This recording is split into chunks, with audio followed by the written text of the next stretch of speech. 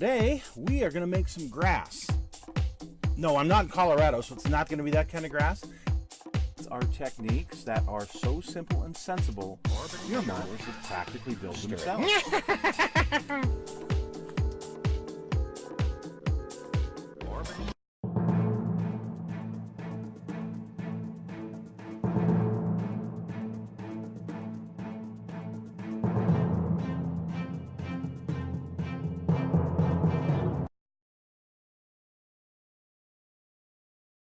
Hello folks, it's Mad Dog Merv. Today on the Kit Hoarder Stash, I'm going to do an airplane.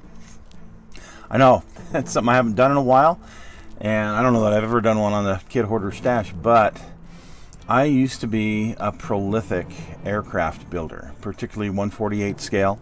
I did do a lot of 172nd. My favorite subject is bombers, and well, here's one that I have built a couple of times. And it's currently out of production, and this particular kit is very, very rare. So let's take a look at it and see what we've got today. Today, we're going to look at the RB-36H by Revell Monogram. This, I think, has been re-released by Revell Germany. I don't know, I haven't kept up on that. All I know is these kits right now are running around $100 on eBay. So I have a few. I have this one, and I have the other version of the B36. This is the Recon version. Let's open it up and take a look at it, shall we? This one is just taped. It is not shrink wrapped, because we all know how I feel about shrink wrap. I just take it off anyway.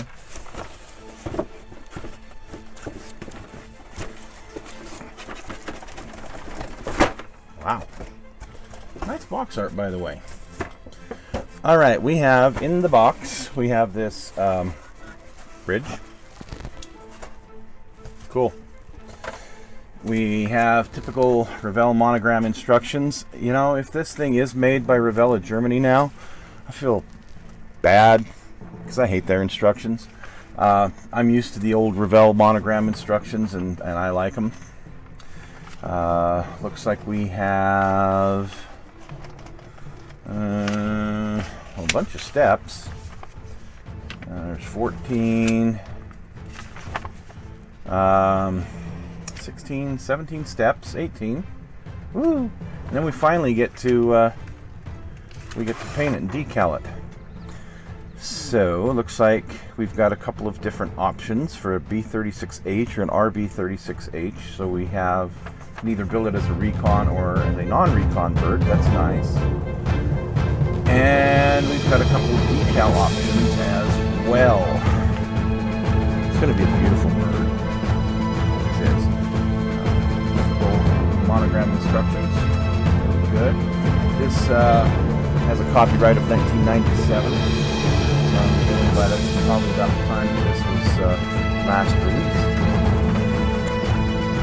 Ooh, all still in its plastic. About that. The two fuselage halves, I can already tell you, if you don't use Tamiya glue, you will have a hard time with this. Not that there's bad gaps and things like that. It's just a big, long, it's a long fuselage. And you know, trying to put glue on it and then put it together, yeah, what a mess. I did that as a kid, and yeah, it was a mess. So, if you don't use Tamiya glue, start. If you're going to put something like this together, but you can see it fits pretty good. Hardly a seam. And like I say, use that Tamiya glue and it'll be almost perfect. So, very, very nice. We have the tail planes, the Recon blisters, part of the engine, part of the bomb bay. Some of the interior. Clear pieces look great. Oh, for some reason I got two sets of clear pieces in here. Bonus! Cool. Either that or one of my other kits is missing a set of clear pieces. I better check, huh?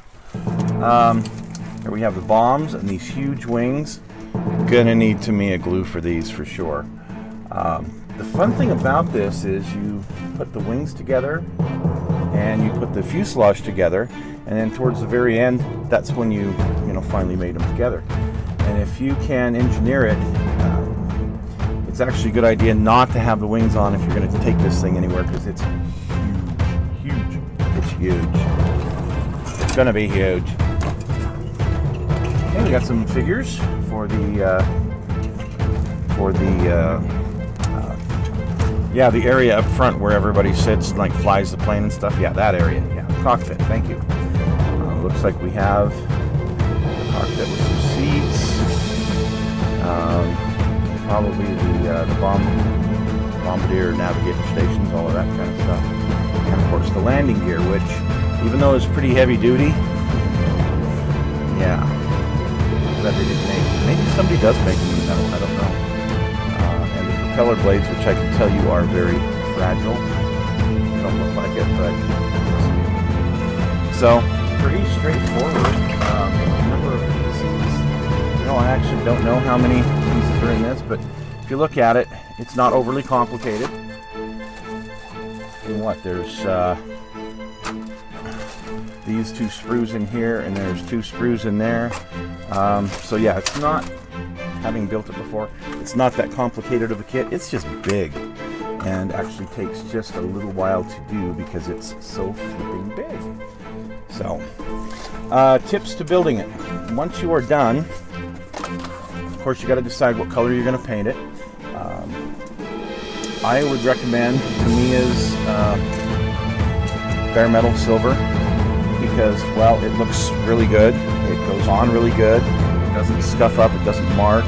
You can spend a lot of time. I actually built one of these back in the 90s for the mayor of Murray, Utah. His name was Lynn Pett, and Lynn had been a crew member on a B-36. So we decided to build this and give it to the mayor. The problem was, we were giving it to the mayor, so I wanted it beautiful and detailed. I started doing all these different colored panels with bare metal foil and stuff, and it was a disaster.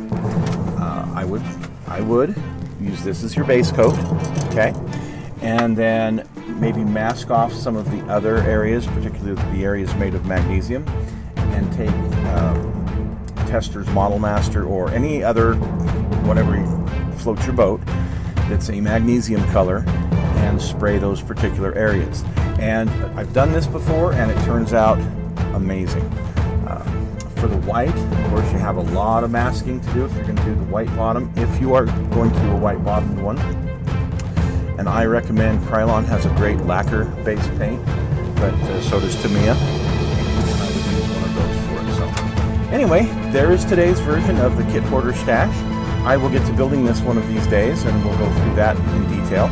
It really is kind of a fun build, but it is huge. So anyway, thanks for joining us.